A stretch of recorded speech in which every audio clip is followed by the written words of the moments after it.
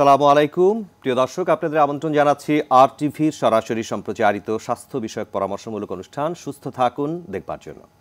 প্রিয় দর্শক, আমাদের অনেকেরই প্রিয় ঋতু শীতকাল, কিন্তু শীতকালে আমাদের শরীরের নানাবিধ সমস্যা দেখা দিতে পারে, বিশেষ করে ফুসফুসের সমস্যা বা শ্বাসকষ্টজনিত সমস্যা।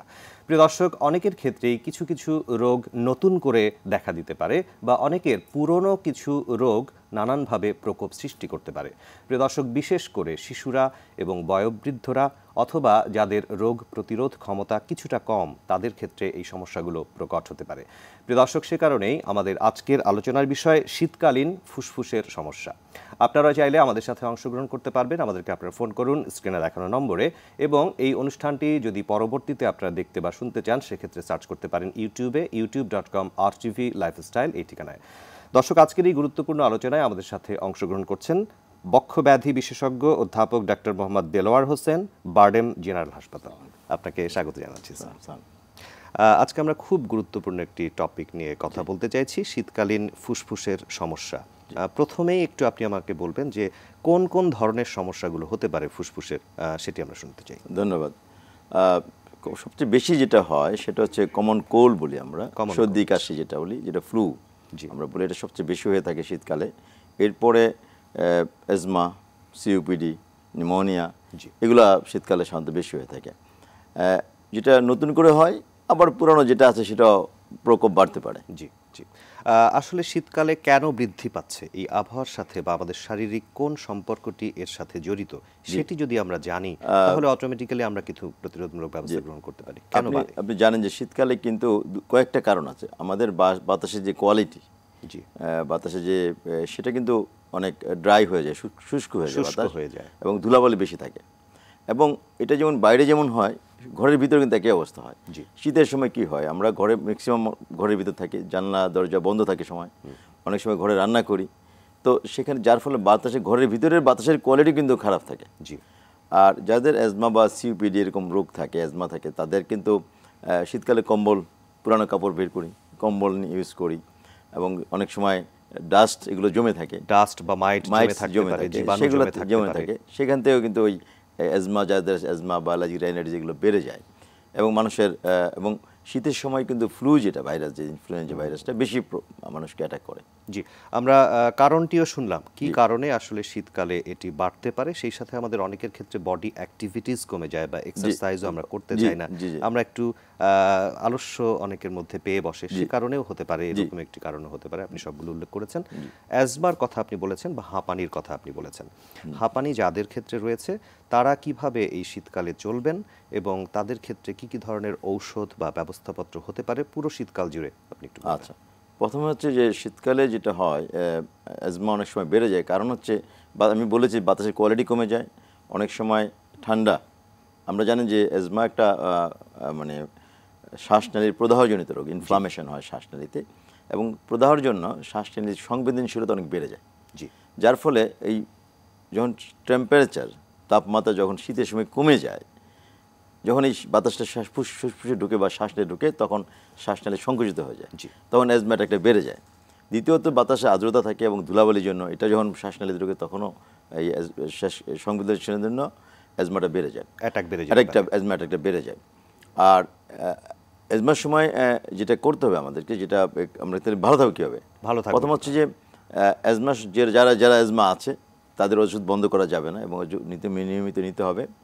এবং যদি কখনো বেড়ে যায়, সেক্ষেত্রে বেড়ের মাত্রার অনুযায়ী ডাক্তারের সাথে পরামর্শ করতে হবে, অবশ্যই, মানে ওষুধ বন্ধ করা যাবে না। জি, অনেকেই ইনহেলার ব্যবহার করে।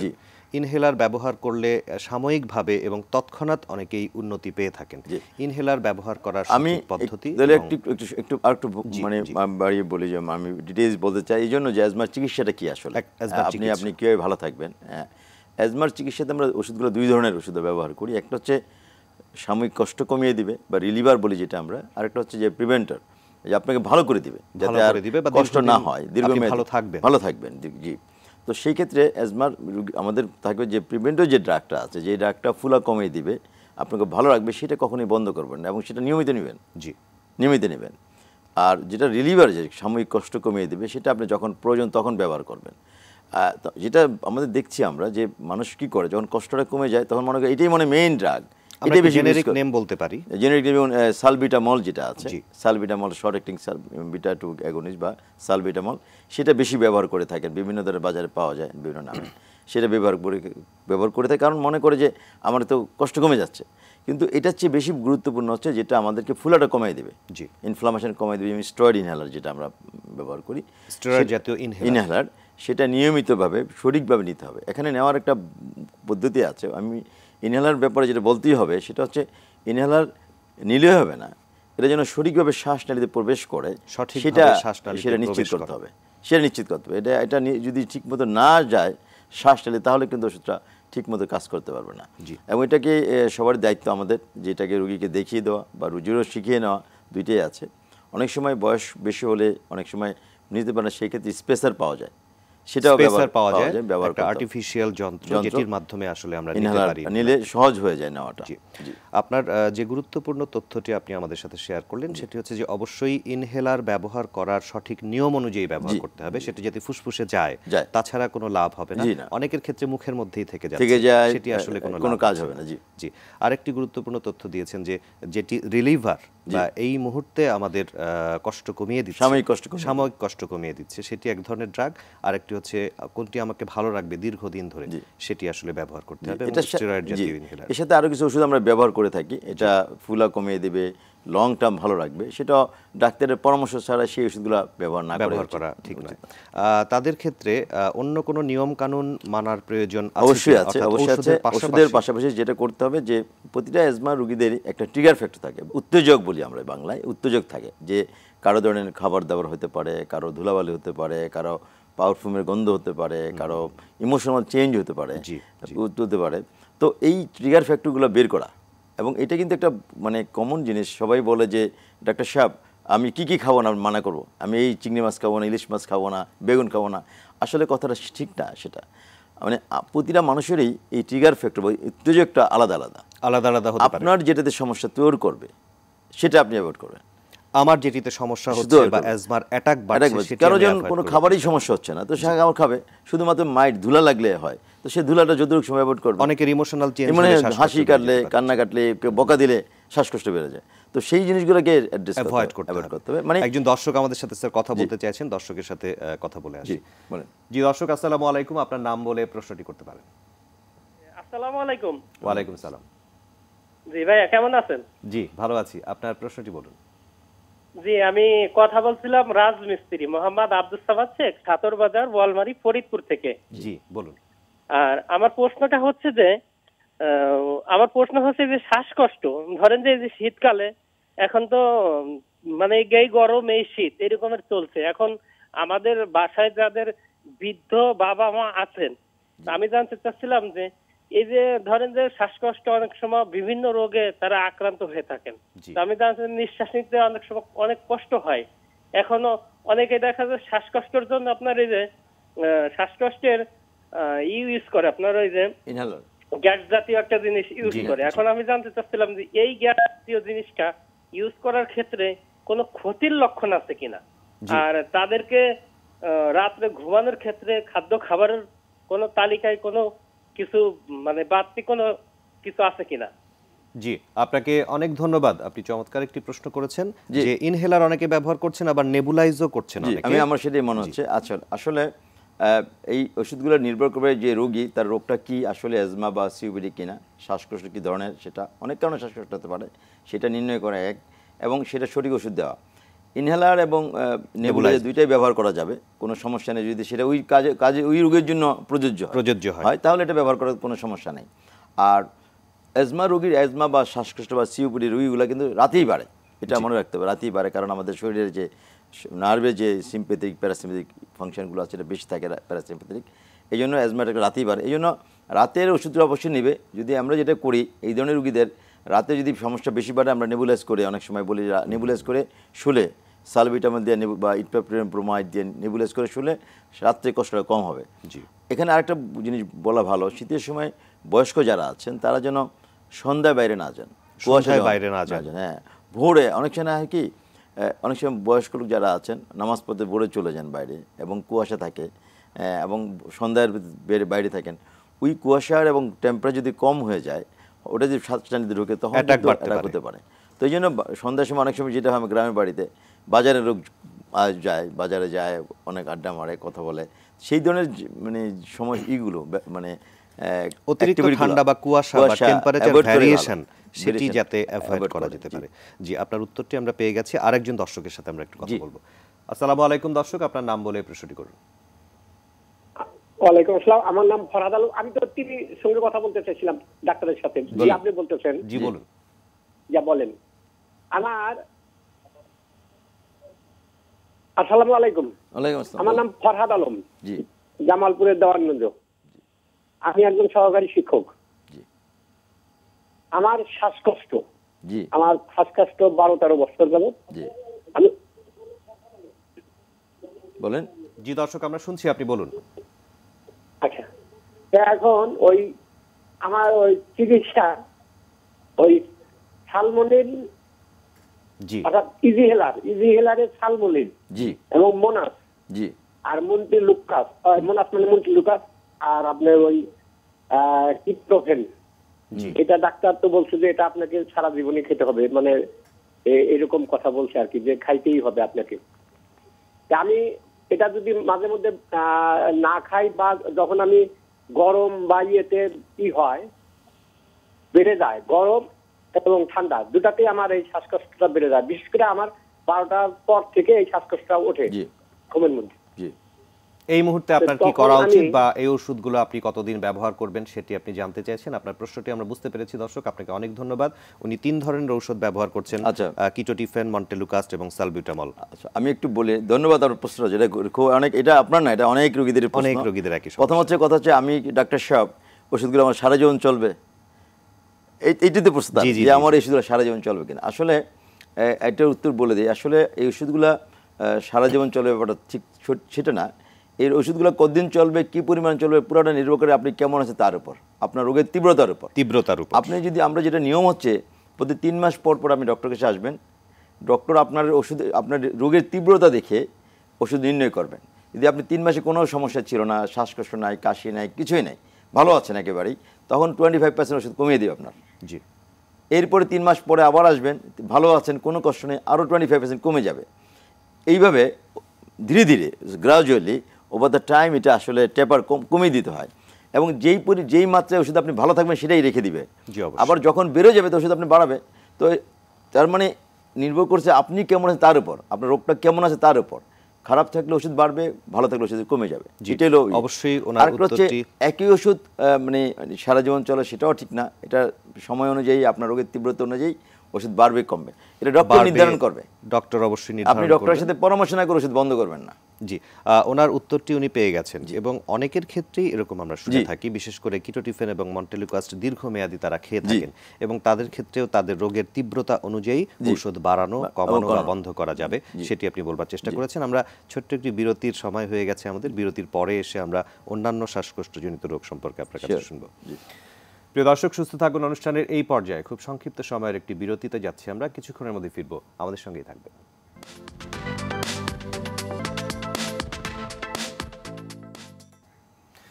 প্রিয় দর্শক, বিরতির পর আবারও আপনাদের স্বাগত জানাচ্ছি সুস্থ থাকুন অনুষ্ঠানের আজকের পর্বে। আমাদের আজকের আলোচনার বিষয় শীতকালীন ফুসফুসের সমস্যা। আমাদের সাথে আলোচক হিসেবে অংশগ্রহণ করছেন বক্ষব্যাধি বিশেষজ্ঞ অধ্যাপক ডক্টর মোহাম্মদ দেলোয়ার হোসেন, বারডেম জেনারেল হাসপাতাল।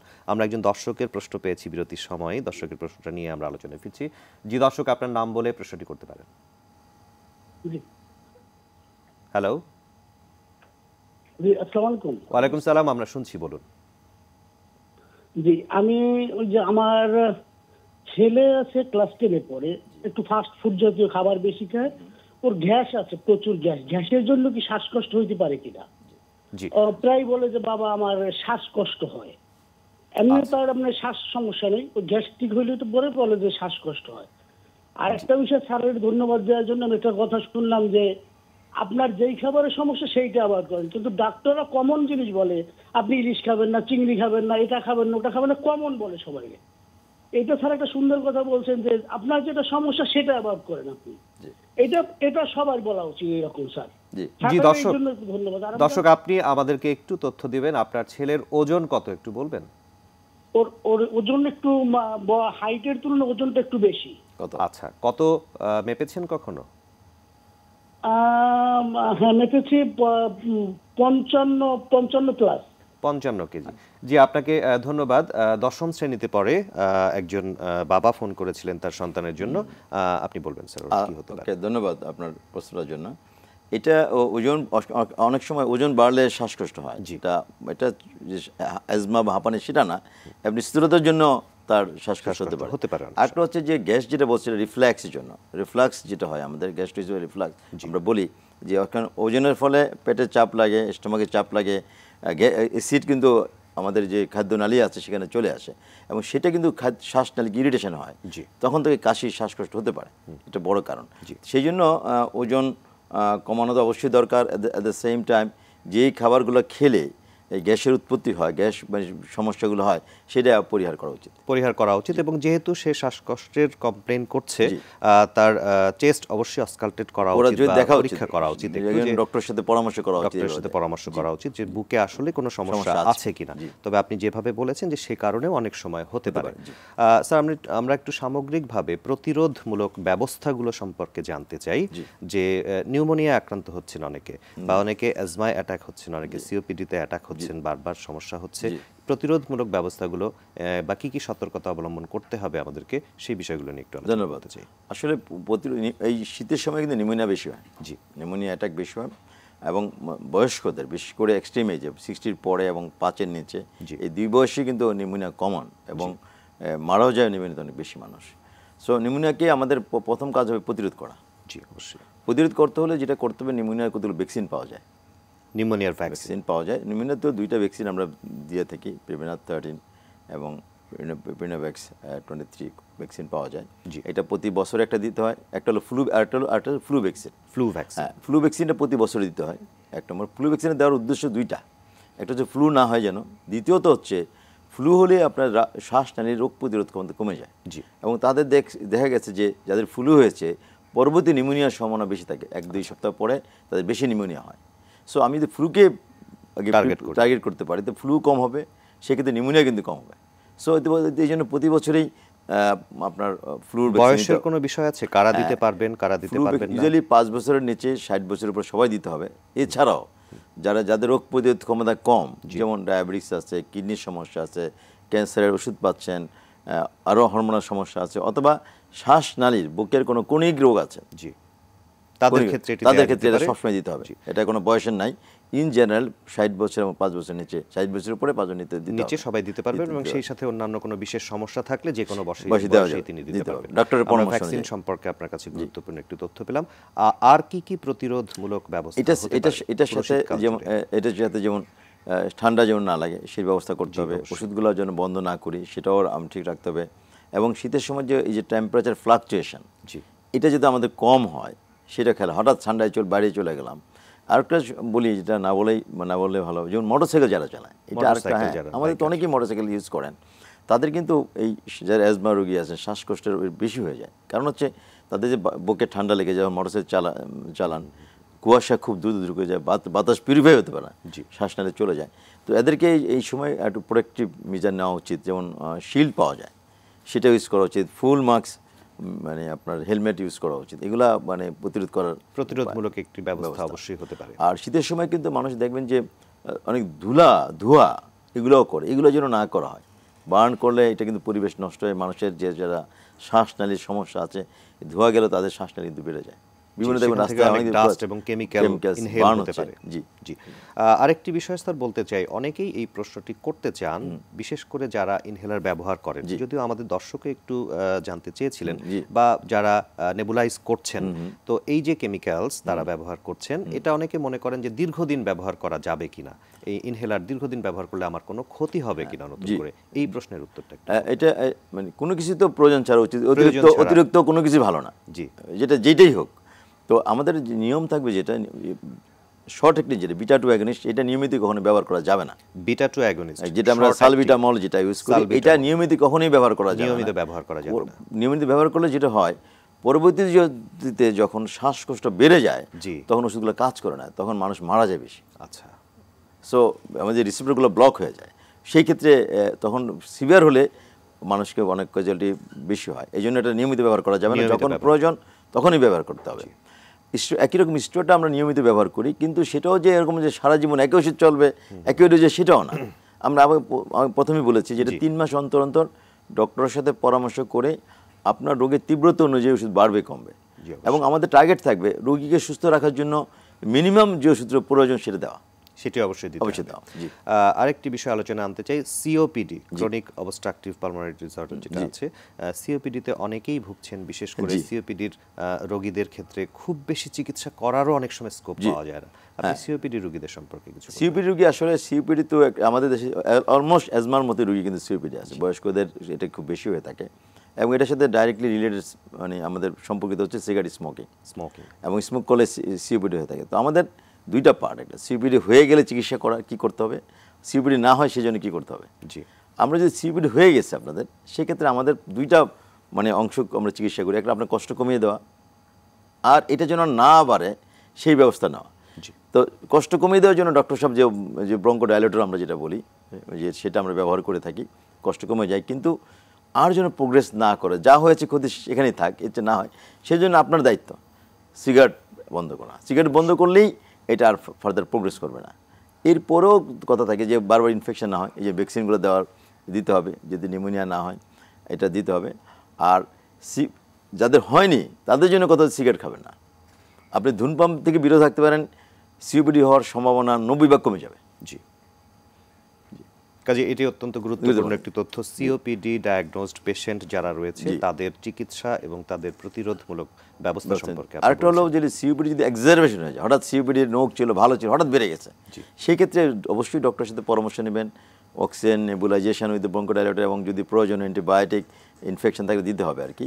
কিন্তু বেড়ে গেলে অবশ্যই ডক্টরের সাথে পরামর্শ নেবেন, অবশ্যই চিকিৎসকের পরামর্শ। কেন এটা খুব দ্রুত খারাপ হয়ে যায় তারা, এবং অনেক সময় লাইফ সাপোর্ট প্রয়োজন হতে পারে, আইসিইউতে যেতে হতে পারে। এই জন্য প্রাথমিকভাবেই ডাক্তারের সাথে পরামর্শ করবেন। জি, অবশ্যই। আমাদের আরেকজন দর্শক ফোন করেছেন। জি দর্শক, আপনার নাম বলে প্রশ্নটি করুন। আসসালামু আলাইকুম। আসসালামু আলাইকুম। ওয়ালাইকুম সালাম। দর্শক বলুন, আমরা শুনছি। আমি মিরপুর থেকে সাইদুর রহমান বলছি। আমি তার সঙ্গে একটু কথা বলবো, আর প্রস্তুতির সমস্যা। জি বলুন। আমার বয়স 55 বছর। আমি পরে 2 বছর থেকে 4 গ্যাস ফ্যামিলি সেন্টারে ভর্তি ছিলাম, কিন্তু আমার কাশি, প্রচুর কাশি, কফ, এই জিনিসটা বন্ধ হচ্ছে না। ওরা মানে এক সপ্তাহে, গত মাসে আমি 3 দিন ওখানে ভর্তি ছিলাম, ওই অ্যান্টিবায়োটিক ইঞ্জেকশন দিয়ে কাশিটা একটু ওখানে কমে, কফটা একটু কমে, আবার বাসা আসলে 1 সপ্তাহের মধ্যে আবার ওটা আবার পুনরায় ওই সাবেক হয়ে যায়। তো ওনারা বলছে ফুসফুসের মধ্যে ক্ষত হয়েছে, সেই ক্ষত থেকে মানে কাশি কফ আসতেছে। এখন এটার প্রতিক্রিয়া আমি কোনো কিছু পাচ্ছি না। জি দর্শক, আপনাকে ধন্যবাদ। আমরা উত্তরটি দেবার চেষ্টা করছি। যে সকল সমস্যার কথা আপনি বলেছেন, আমাদের সময়ের একটু স্বল্পতা রয়েছে। তিনটা সমস্যা হতে পারে। একটা হচ্ছে অ্যাজমা হতে পারে, তার সিওপিডি হতে পারে, তার ব্রঙ্কিয়াকটিসিস বললো, কত হয়েছে বলছে যে ওটা হতে পারে। আসলে অ্যাজমা হলে তো এটা চিকিৎসা নিলে কন্ট্রোল থাকবে, হয়তো পুরোপুরি ভালো হবে না। সিওপিডি হলে আমি আগেই বলেছি এটা নিয়ম কন্ট্রোল করা যাবে, এবং ট্রিগার ফ্যাক্টর যদি হয়ে যায় বারবার, তাহলে বারবার বাড়বে। থার্ড হচ্ছে ব্রঙ্কিয়াকটিসিস যদি হয়, সেটা তো আসলে পুরোপুরি ভালো হবে না। তার কষ্ট কমিয়ে দেওয়ার জন্য যা চিকিৎসা সেটা দিতে হবে। এবং ডক্টর সাহেব যদি যেটা বলেন, যেটা যেমন মানে কী কারণে বেড়ে যায়, যদি ওষুধ তো আপনি নিচ্ছেন না, ওষুধ সঠিকভাবে নিচ্ছেন না, যেটা করলে এটা বেড়ে যায় সেটা করছেন আপনি, যেটা নিষেধ করা, এই 3টা কারণে বাড়তে পারে। তো আপনাকে ওষুধ ঠিকমতো নিতে হবে, সঠিকভাবে নিতে হবে, এবং যেটা করলে এটা বাড়ে তার থেকে দূরে থাকতে হবে। জি, সঠিক পরামর্শ আপনি দেবার চেষ্টা করেছেন আমাদের এই দর্শকের জন্য। তারপরেও যদি বিশেষ প্রয়োজন বোধ করেন, তিনি অবশ্যই চিকিৎসকের সাথে সরাসরি উপস্থিত হয়ে পরামর্শ নেবেন। আপনাকে অনেক ধন্যবাদ আমাদের আজকের অনুষ্ঠানে আসবার জন্য এবং দর্শকদের বিভিন্ন প্রশ্নের উত্তর দেওয়ার জন্য। ধন্যবাদ স্যার। আপনাকে ধন্যবাদ, RTV দর্শকদের ধন্যবাদ, এবং কর্তৃপক্ষের ধন্যবাদ আমাকে সুযোগ দেওয়ার জন্য। জি ধন্যবাদ স্যার। প্রিয় দর্শক, আজকে আমরা আলোচনা করেছি শীতকালে যে সকল ফুসফুসের সমস্যা হতে পারে বা শ্বাসকষ্টজনিত সমস্যায় যারা ভুগছেন তাদের ক্ষেত্রে কি কি ধরনের ম্যানেজমেন্ট হতে পারে। আমরা অবশ্যই নিয়ম কানুনগুলো মেনে চলব, প্রতিরোধমূলক ব্যবস্থার দিকে বেশি জোর দেব এবং যে ক্ষেত্রে যে ঔষধটি আমাদের সঠিক মাত্রায় প্রয়োজন সেটি যদি আমরা ব্যবহার করি তাহলে অবশ্যই শীতকালটা আমাদের জন্য সুন্দর হবে, আমরা সুস্থ থাকতে পারবো। আপনাদের সকলকে ধন্যবাদ আমাদের আজকের অনুষ্ঠানটি উপভোগ করবার জন্য এবং আগামী সপ্তাহের সুস্থ থাকুন অনুষ্ঠান দেখবার আমন্ত্রণ জানিয়ে আজকের মতো এখানে বিদায় নিচ্ছি। আল্লাহ হাফেজ।